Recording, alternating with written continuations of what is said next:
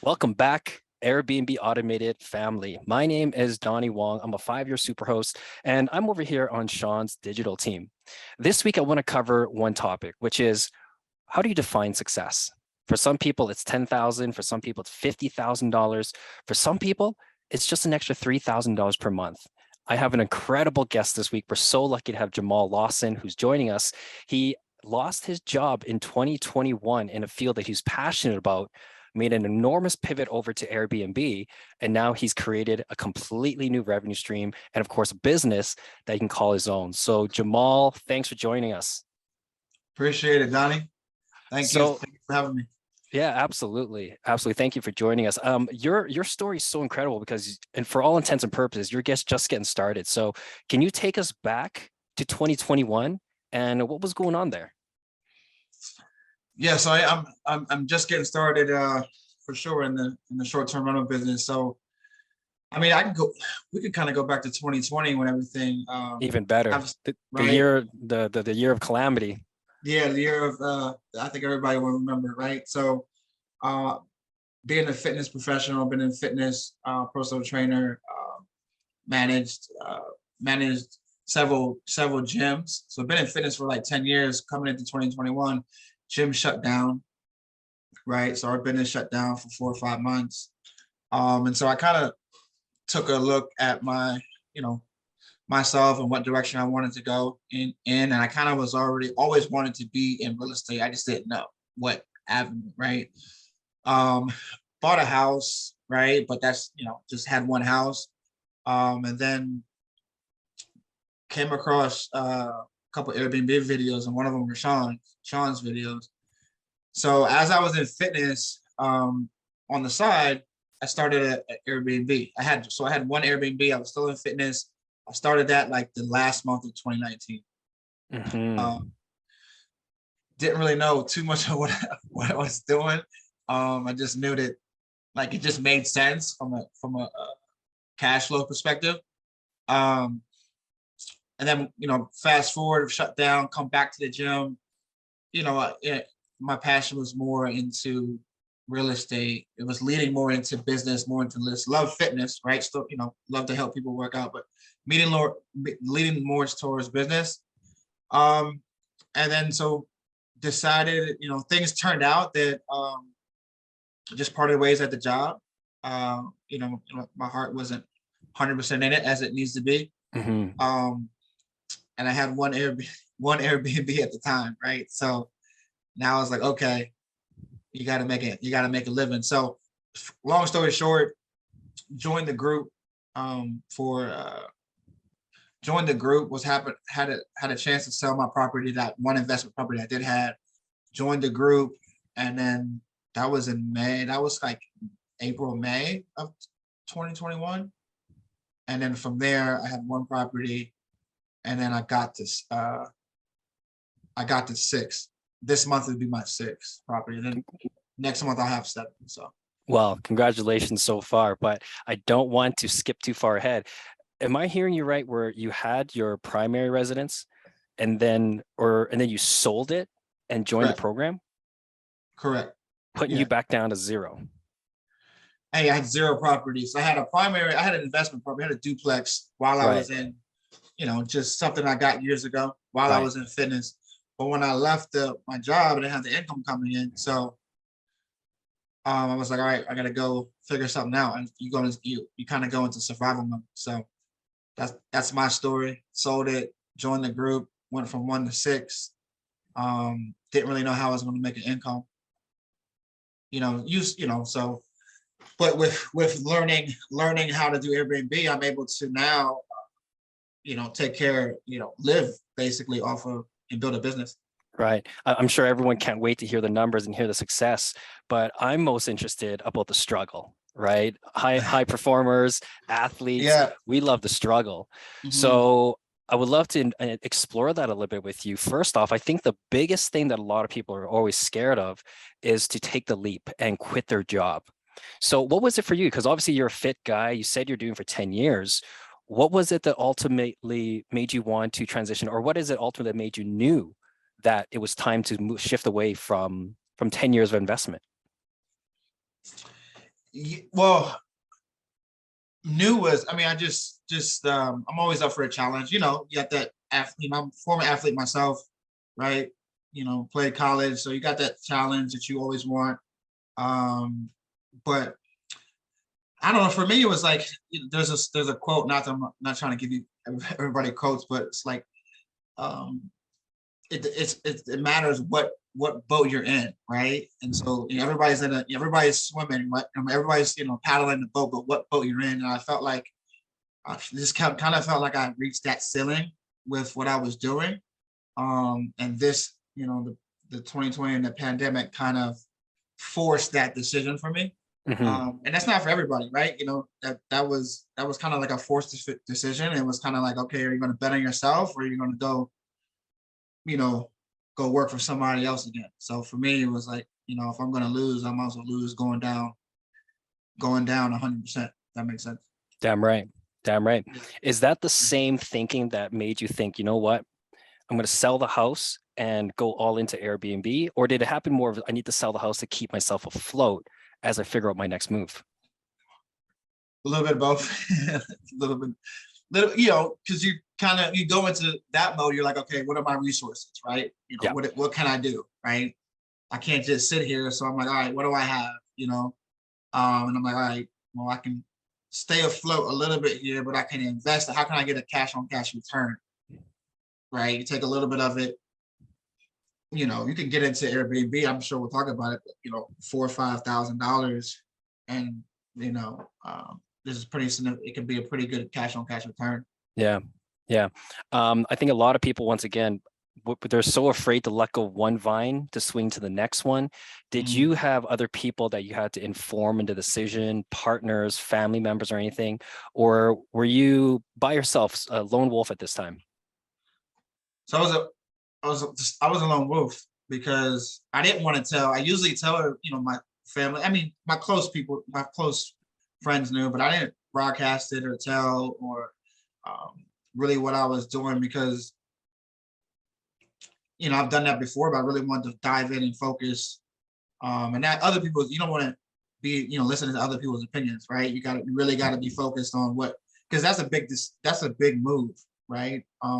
And I battled like, okay, go get another job, right? Every day I'm like, all right. And I'll be honest, I'm applying while I'm still working. Like you know what I mean? But part of it was because my brain is like, go back and do what you need, that what you did well, what you did for 10 years. Right. So, but that was, now I'm all in now. But in the beginning, I would say for the first 4, 5, 6 months, I'm still, I'm still like, okay, I need to, because it's a tough decision, right? But Very much. yeah. I want to bridge the gap now because I think there's so much power in your journey, because we've had so many great guests here before that said, no, I knew it, I went all in, and that was it, and that was the answer. But I don't believe that most people have that option.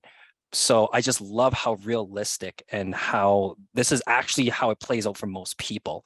So between when you were going through, oh man, I got to make something work, and Yeah. I got my back up against the wall, to the point where you ultimately said, you know what, I'm going to sell this property and join this community, this course. Mhm. What was that like for you? Do you remember the aha moment where you said, okay, I'm going to push most of my chips into this pile? Yeah. That's a good question. I think it was just going through the model, right? And so I'm going through the model. I'm listening to the videos. I'm like, okay, because to transparency for me, it was with short-term rentals. It just made more sense from an investment standpoint. So that was like, okay, like and then when you're in that situation, I'm like, biggest thing, what do you need? You need cash, right? So, and you could put a long-term tenant. I could have put a long-term tenant in the house, right, or bought it out of the house, do a long-term tenant, but I just didn't feel the cash flow was worth or there, right? I mean, you Right. could, and so looking from looking from when I was hearing, because I only had one, right, which I didn't really know what I was doing. doing it. But all I knew, it was like I was making some, I was making a little bit more than my rental, and it was paying itself. But the aha moment was like, oh, you can make significant cash, flow here. And you can help people too. It's not just putting somebody, in a tenant and leaving, right? You can help people and provide them good stays, good experience when they're traveling. And I think I'm always looking return on investment. So that was like the aha moment for me. That's great. That's great. I love how when you refer to your first one, it's I didn't really know what I was doing. So what was that first one like? Yeah, the first one was like, man, it was just a YouTube tutorial and we'll figure it out. So I actually bought like this little course. It wasn't Sean's course. It was like a little course for like 99 bucks on what to do. But then took that course and try to get my own property. So what I got furnished property because I was like, okay, like I don't want to spend so much right now on furnishing. So Right. I tried to get into some houses that didn't go too well.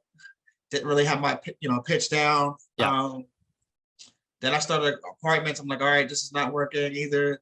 But I was like, well, let me do furnish. Let me see if I can find a furnished apartment. So got lucky, found a furnished apartment, furnished it. Took me like forever to furnish it because it's my first one. And just listed it. So that's how that went. But then I was like, okay, like I was nervous because like I was a little bit nervous in the beginning, but 30 days later, I mean, things start booking, and I don't think I ever, because I was like, I don't want to come out of pocket for rent. Right. I can't afford to come out of pocket for rent. But I took the risk. I haven't paid rent. I haven't paid a dime of rent out of my pocket since I started. I love how you're still humble enough to say that, the first one you got lucky, but the other side of the coin is you got to be good to be lucky. I like to say you got to be busy to be lucky. And so the fact that, you're taking these rejections, you're not losing steam, just going to keep plowing ahead till you get your first one, because I don't know about you, but the first one is the hardest one. Oh yeah. And then once you get your first one, it's like, okay, I get a little bit of confidence. And then, like you said, once you break even and it pays for itself, the confidence skyrockets because it makes sense. And then after that, okay, now you start rolling it and then you start building on top of it. So now you've got your first one, you figured out in the furnished apartment. What happened after that? Yeah, so furnished apartment. Then I was like, okay, and how do we scale? How do we get into more apartments? I started out with more apartments. That's when I think a few months later I ran across. That's when I joined the actual course. Cause like I was like, okay, I need to know particular things, and that's when I joined. And then that's when I started to like, okay, I had more confidence to be like, okay, now I know what I'm doing, right? Or a little bit more what I'm doing. So that's kind of when I joined, and then got my second one. Excuse me. And I still had some bumps in the road along the way. But then I figured out how to the approach, how to talk to landlords, how to talk to property managers. So that's what happened after that. Started to pick up a couple more. I can't wait because now we've hit the turn, and obviously things are about to really skyrocket for you. But correct me if I'm wrong, if I'm doing the timeline right, before you join the course, you have one property where you kind of still don't know what you're doing. So cash flow still can't be that great yet. What made you finally say, screw this, I'm going to go all in now. I'm going to invest in this program. It's probably a larger chunk of money that I want to spend, but I'm in. Well, I mean, just the investing in yourself concept, right? I knew that even from fitness, like, you had to invest in yourself, get certification, get consulting if you're trying to run a business, a gym, etc. So I always knew that, like, to speed up the process, they said to speed up the process, you got to invest in yourself, right? You can figure things out, but you're going to pay in time. And I was like, okay. And it was kind of like a right timing too. Right. Like I said, I had the cash to invest. And I was like, well, I need to know what I need to know. So I wanted to figure out. So I thought it was a good investment for me. That's great. That's great. You know, a lot of times people ask me about the program itself, and Mhm. what it to me, how I describe it is that you've already kind of said it. The fastest way to learn is to find the best person who's doing it and learn from them. Because not only have they already found all the information, but they've already Right. put it together. You've said something here, and I'd love to dig in a little bit deeper. And I can already see all the systems that are put on the side of your wall Oh there, yeah. the 5-step cleaning system and whatnot. Right. But one of the biggest one is pitching the landlord. You had gone and done a bunch of pitches and it didn't quite work. What is it about the coaching with Sean that really helped you expedite that and get the next properties? Were you classically more of a salesperson? Yeah. I mean, I've been in sales for, like I said, 10, 12 years. But the thing about when I'm getting with in the course with Sean is the verbiage, right? The approach and the verbiage. You know, any sales, you got to know, you have to have confidence. I mean, that's really what sales is, having confidence. So it kind of took me to like, oh, that aha moment. Like, okay, this is what I was doing wrong, right? Like, this is what I can't approach it like this. I need to approach it like this, right? That's absolutely right. Right. So that was the Uh, biggest thing. I'm a licensed property manager myself, and one thing is for sure, tell me if this is true or not. If you sound like you don't know what you're talking about, it's a no 100% of the time. 1,000% of the time, right? That's half the battle. Like sounding like you know what you're talking That's right. That's right. Okay. So you got your first one. Now you're armed with the tools. You've got your battle scars. about. Walk us through the next deal unfold for you. Yeah. So got that one going. Realize what mistakes I made on this and how can as I'm going through the course I'm like, oh, okay, this is what I need to improve. Picked up another one, property, when I was like fairly new. As I'm jumping into this course, I'm picking up a property. Picked up a property. This is a 2-bedroom. So my first two properties were 2-bedroom. One was a 2-bedroom, 2-bath, and this was a 2-bedroom, 1-bath. Picked up this property, furnished it, listed it, had a little bit more support because I was in the course now, but still made some mistakes, looking back. And then that started to do well. To do well. This is the first time I had to hire a cleaner because I was cleaning. And so this, in the beginning, I'm cleaning my own unit, right? And it's not my favorite thing to do, right? So Same. be honest. So if you're starting out, cleaning is a part of this, but you want to so I had to hire a cleaner and go through that process, which I've hired people before. But this was, realizing the mistakes that you make and when you're, hiring cleaners and rates and things of that nature. So this one started to do pretty good. It did better than the other one. This was my first.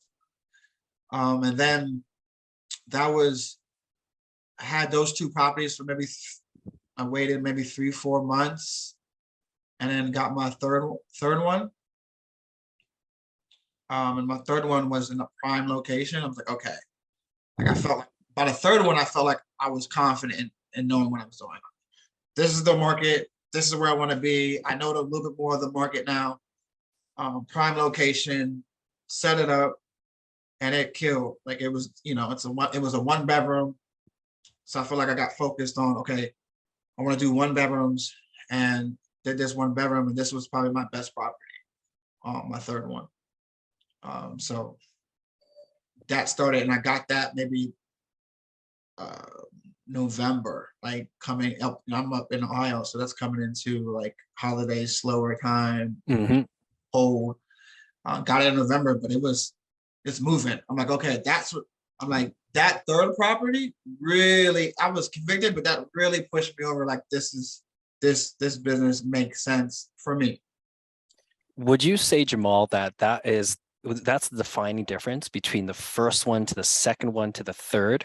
Was it the location, or what other factors would you say is what gave you those quantum leaps from each one? I think all of the above. I think one, understanding that location, doing market research and doing location. I think that's important. Understanding the location, but then also understanding the market. I had more time to understand the the market that I was in. Mm-hmm. And then I knew a little bit more on how to operate and set it up in a time efficient manner to get it going. And so I felt I was more prepared for the Right. Yep, absolutely. Absolutely. There's something that you're really chiming in on is the market research and the location. Mhm. What's interesting is that I believe you're in Dayton, Ohio, correct? Yes, And all the properties are in Dayton? correct. Yeah. A lot of times when we talk to a lot of investors, they're always flocking to the same places. They're flocking to the Sun Belt. They're going to North Carolina, Florida, Yeah. Arizona, and they're leaving from these mid markets. And we always tell everybody, don't sleep on the mid markets because mid markets nobody goes to. So if you figure it out, you're going to run that markets. Mhm. What are your thoughts on, say, like a Dayton, and is it being slept on? Yeah, I think it's I think the and I got that I realized this the mid markets or the Midwest or whatever it's just like like you said the competition because I originally was like I need to man I was like Airbnb I don't know I probably need to be in like Florida or California, Exactly. right? I'm thinking vacation spots like who's coming to Ohio like particularly Dayton like, so I had those thoughts in the beginning. But then I was like, okay. But then, like, if you look at cities, okay, like people travel. Like you're in a travel. I think the biggest thing that I realized is we're in a travel hospitality industry, right? If they have hotels in your city, people are traveling there. Like they wouldn't spend millions of dollars to build a hotel if nobody's coming. And I'm like, it finally clicked, right? I was like, okay, that makes sense. Like, and people are always going to travel. Like, unless we're all like in our houses forever, but like people are always going to travel. So I think if you're looking at cities that okay, people are traveling here, they have hotels, do they have schools, do they have colleges, do they have military bases, right? Hmm. Right, what maybe it's Big. not vacation, but what other reasons do they travel? Malls, etc. Yeah, you named it. So for all of you guys who are out there who are still humming and hawing and wondering if you should start or if my city is good or not, trust me, your city is ready to start. You just need to figure out why people come to your city.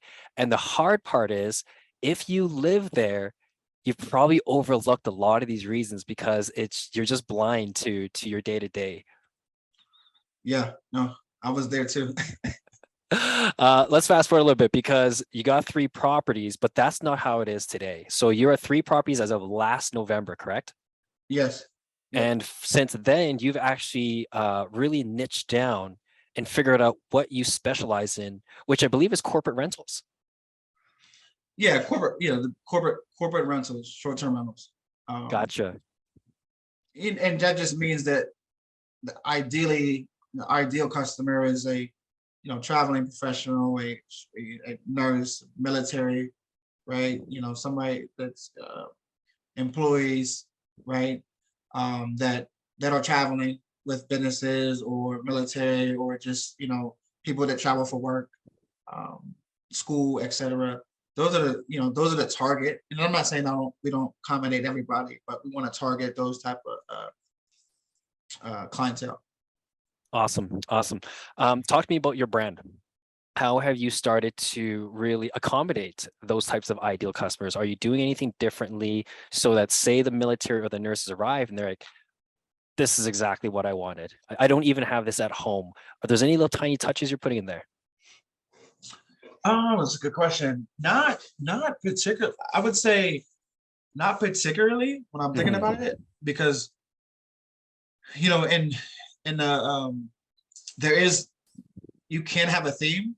I Mhm. like based on the market I'm in. I like to I want to be diverse and be able to accommodate everybody. So what I do Yep. provide is like, hey, like this is you're gonna feel like you're gonna have a great experience, right? So Yes. if you're military, if you're a traveling nurse, if you're just a relocating family or somebody that's coming in and see family, right?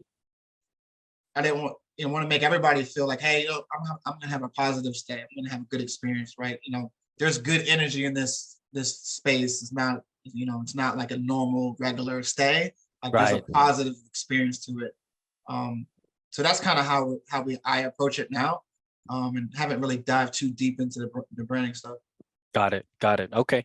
Have you stayed with the 2-bedroom, 1-bedroom type of apartments? No. So I'm the story continues. So I've done a lot of the 2-bedroom. No, I got into the 1-bedrooms, and then I'm in single family houses now. So 3-bedroom. I just finished my first single family house on my own. There you go. Congrats. So I did that 3-bedroom, 1-bath. I started branching out into picking up co-hosting as well. So I picked up a couple of houses that I'm managing as well. Just so that I'm managing houses and I have my own house. So I have houses and I have apartments currently. I love this because not too many of our past guests have gotten into co-hosting. I love co-hosting. I do a lot of it, especially when you already have an infrastructure set up for arbitrage units. So how did you find those co-hosting deals? Yeah, just networking. So I mean, and I got this. This is, I guess, Sean gave some good advice. I just started, he said, be the person in your area, right? And so I started going to the real estate meetings, the monthly meetings that they have. Yep.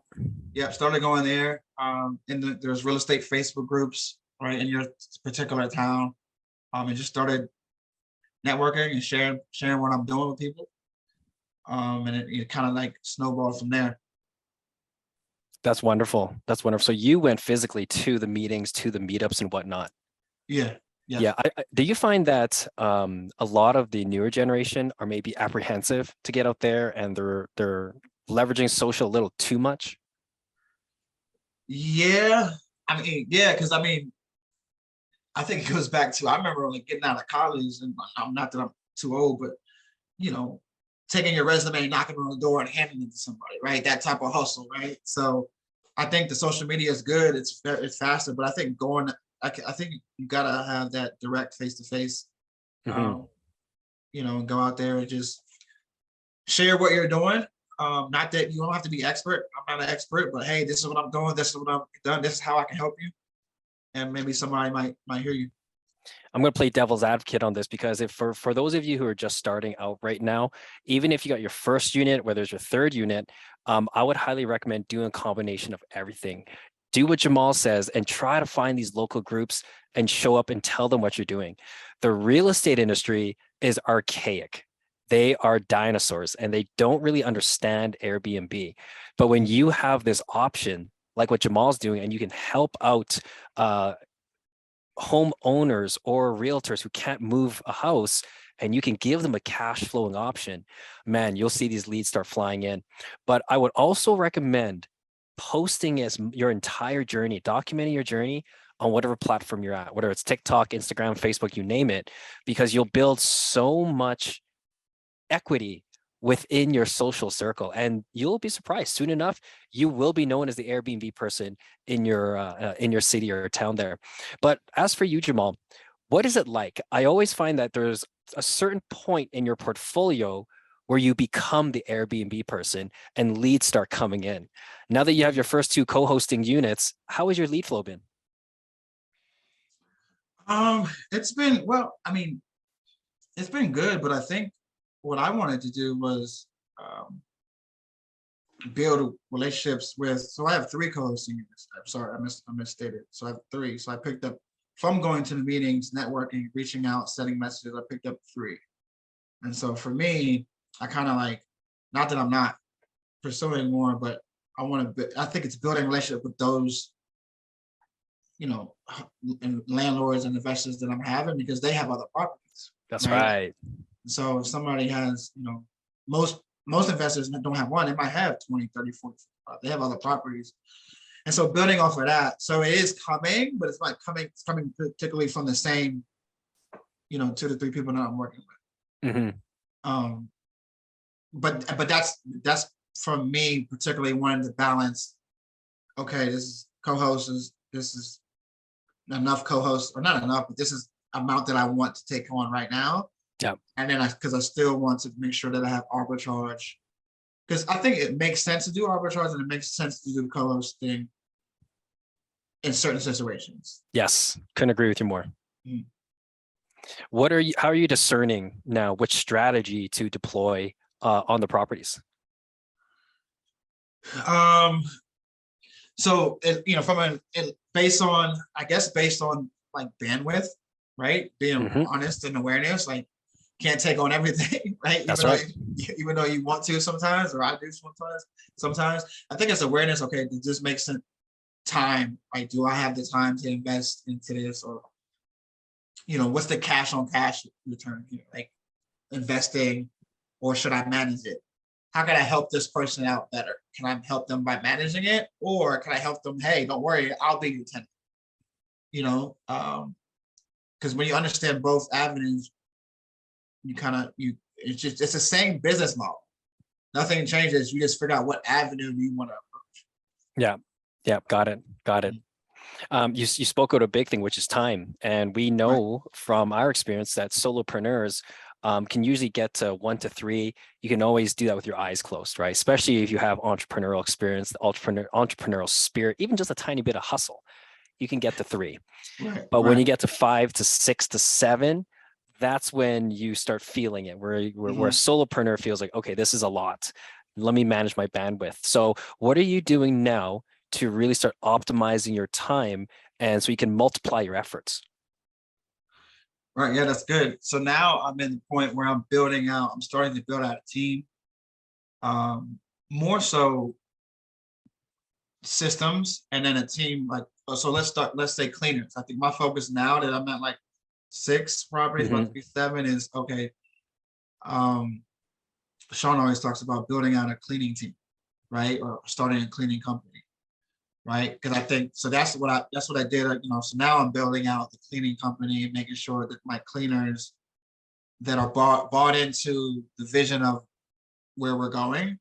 So they're not just random cleaners that you can always get a cleaning company, but I think if you have cleaners that are bought in, or at least understand where they're going, and building out those systems, because that's the biggest thing. Is one, making sure that cleaners are reliable. And they have to have those systems now. So that way I don't have to focus on cleaning. I can focus on making sure everything's good there, but focus on other aspects of the business, which is selling and the revenue and pricing. So does that, if I'm hearing you right, are your cleaners hired on board internally? Yes, I started to do that. So that's what I just started to do. Because my first couple was a show with cleaners. I was hiring cleaners. I mean, I'm running to clean the place. I'm just being real. Like, I'm running to clean the place. I got to get it done by 4 o'clock. My cleaner didn't show. Like, this is, so I did that for the first one for sure, maybe the first 2. Then I started to get some reliability. But yeah, now I have internal cleaners. Well, congratulations. I think you are probably, if not one of the earliest students and operators I've seen on board their own cleaning team internally. So great job. Give yourself a big pat on the back for that one. With that being said, cleaning is the #1 issue. It's the #1 kind of, a wrench in the system that everybody has to figure out. How did you figure out how to start hiring them so soon? Most people don't start till they're in the 20th unit. Yeah, I started when I got to, I think it was 5. I was like, okay, I gotta hire him. It was just, I mean, Sean's advice, right? I mean, Sean was like, looking at what he's doing. He has his own cleaners at, I don't know, almost 200 units. So, and I've hired personal trainers like for the last 10, 12 years. So hiring and interviewing for me wasn't brand new. So that wasn't something that I was like nervous about. It was just, okay, once I hire them, what do they do? So once I figure, figure out the 5-step cleaning process. And so and I think that now that we're going into, the market is I would say it's a little bit different than 3 years ago. And there's an advantage to having your own cleaners, I think. So that's what I wanted to do. You've mentioned a lot about teaching them the vision and then communicating the vision so that they're bought into the company. Easy for leaders, natural leaders, or traditionally trained leaders, but how would you teach that to, say, somebody who's just about to do their first hire of their professional life? Mhm. Yeah, I would say the biggest thing of the first hire is just express your passion, right? So if you're sitting in an interview, you might not, if you're passionate about this and you believe in what you're doing, they're gonna feel that in the interview. Like, people want to be a part of something, right? And so they're like, okay, like, this is your first one, but you could tell, like, oh, there's something here, I want to be a part of it, right? And so I think that that's the biggest thing I would say. Just, if you have a vision, and people want to be a part of it, and you can learn everything else later, but find that connection. How can you connect? How can you, if you had, what's your elevator pitch, or, like, show them your vision, like, this is what I want to do, this is what we need, and we're going to be a part of this. They'll buy into it, I think. Yeah, there's a quote, you remind me of this just as you were talking. It's that with leadership, you don't attract who you want, you attract who you are. And I think Mhm. you embody that to the 10th degree. So what are you trying to build here? Ultimately, what are you looking to achieve with Airbnb? It's a good question. I mean, I'm trying to build. I think I like Airbnb because I'm trying to build a team, right? I'm trying to build a team, a foundation. Um, and obviously for me personally, it's a way out of for me, the 9 to 5 thing is not for me. It's not for me. It could be for some people, but for me, it wasn't. Mhm. It was never that. Even when I was doing fitness, it's like the 9 clock in, clock out, be here. Like, I could never. So this is a way for me to stay out of that race, freedom, and have more opportunities to help other people, um, become the best version of themselves. That's kind of what I want to do. I want to help people become better. I think Airbnb, is a great business to generate a healthy, profitable business that you can have the freedom to choose what you want to do. That's incredible. I love how you've gone from your back up against the wall to now you're trying to share this opportunity to help others free themselves as well. If Right. we were to talk about numbers, and can we talk about numbers? Can we share some numbers? Yeah. Yeah. Okay. So you started off making, a couple $100, maybe breaking even or not on the first one, to where Yeah. we are now. We got 7 properties, and what are we doing in revenue per month? Yeah. So that's my biggest month was 21,000 um, in revenue. So 21,000 revenue in revenue. So that's this year. That was August.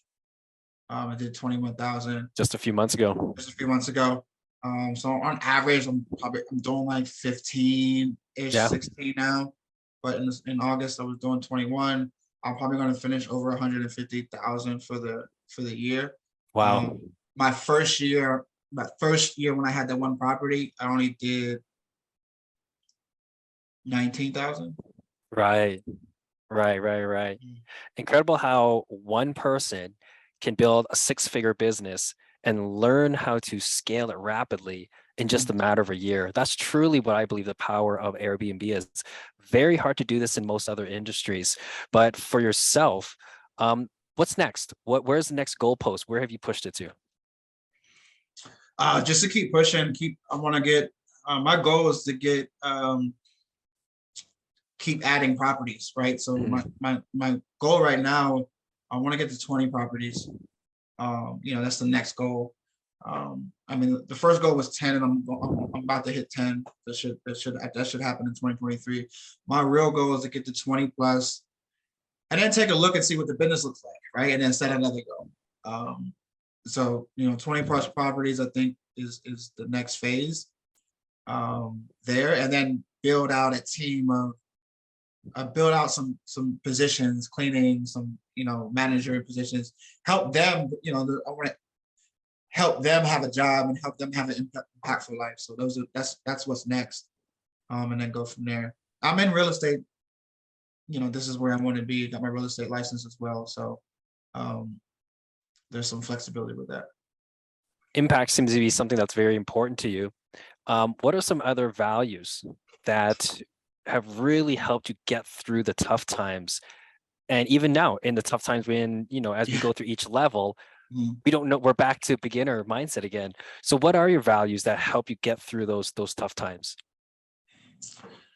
Um, yeah, I mean, just having faith. I think it's, faith and just in faith, you know what I mean? Just faith in general, right? Faith in, who you are, what you believe, faith on why you're here. I mean, and that can be tough. I mean, there's sometimes you're like, there's ups and downs, right? Without You a doubt. go forward and you take a step back. And you're like, man, we just went, now I got to start over, right? Um, I learned how to get the 3 properties. Now I've got to learn how to build a team. So Yep. faith, I would say faith, and just putting in the time, and then, I mean, just constantly staying focused and motivating myself. I think the biggest thing, and doing it and providing, just wanting to help people. I think we're all here to serve, not to get all preachy, but I think we're all here to serve others. I think the best way to serve others is to build a business, make money. And if you do that, you can help other people. It's incredible because it's so obvious that you have a direction, you have something that's pulling you, something that's bigger. Yet I Mhm, love how raw it is because again, you're not 20, 30 properties deep. Because when we mhm. talk to those guests, it's figured out, they've kind of have their elevator pitch, they have the presentation, they're well spoken, they kind of have it all together. But because, 6 properties, it's still fairly new. I love how raw it is because new students can see it that think, holy cow, it's not that far away. It's actually not that far Right. away. A little faith, a little grit, and you can get there too. A little bit of guidance helps a long way too. Mhm. But I absolutely love it.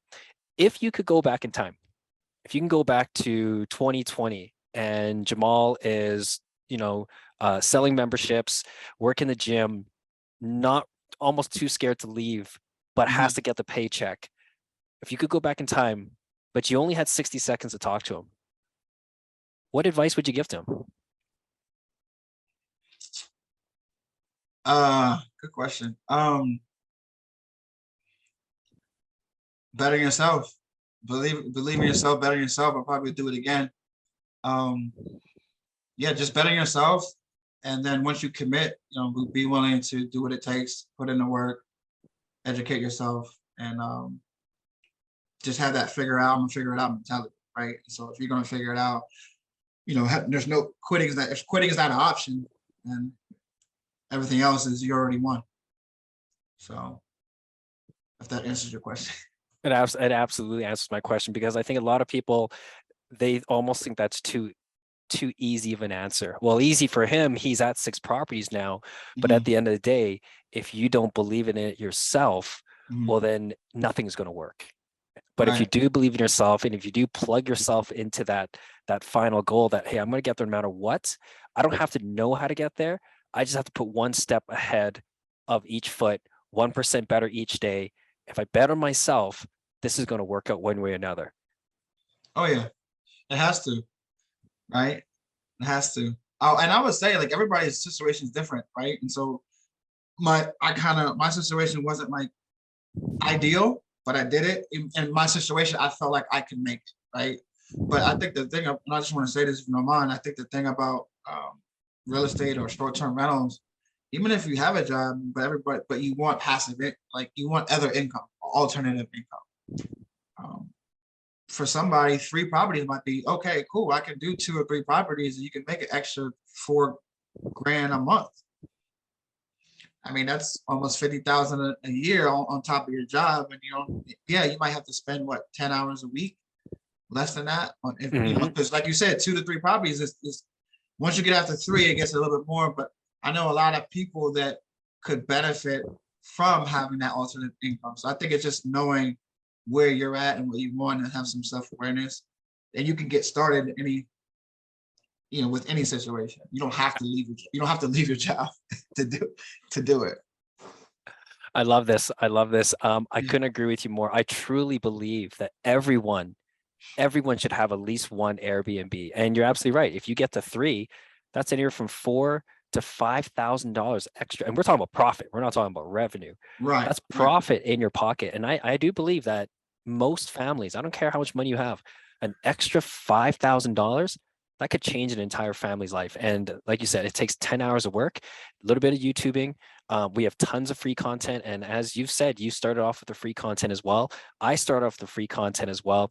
So it's out there. Just believe and start getting to work. Absolutely. Jamaal, where can people find you? How can people follow your journey and follow you get to 10 properties and then off to 20? Oh yeah, so I'm you can follow me at JLawFit, my on Instagram. JLawFit, my business called True Version Living. But my Instagram is still JLawFit, but I'm posting a lot about short-term rentals now. A Perfect. little bit of workout, so you can follow me there on Facebook at Jamaal Lawson. True Version Living Facebook page as well. And follow my journey. I'm going to be posting a lot more. And then learning from others too, like looking to meet, learn from others that are doing the same.